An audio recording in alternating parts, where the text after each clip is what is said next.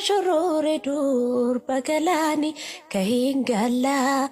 kolole koko simale didayani shorin shora shorore ko shakari ko tanalada shorin shora shorore ko yo kutana fote mali shorin shora shororeko halkaniku yan siyada shorin shora shororeko yodukana gutimali karanota nadabarsi kakabu fani jarjara shoria shori shororeko shagoromo bakajirtu anamburan dimakaba shoria shori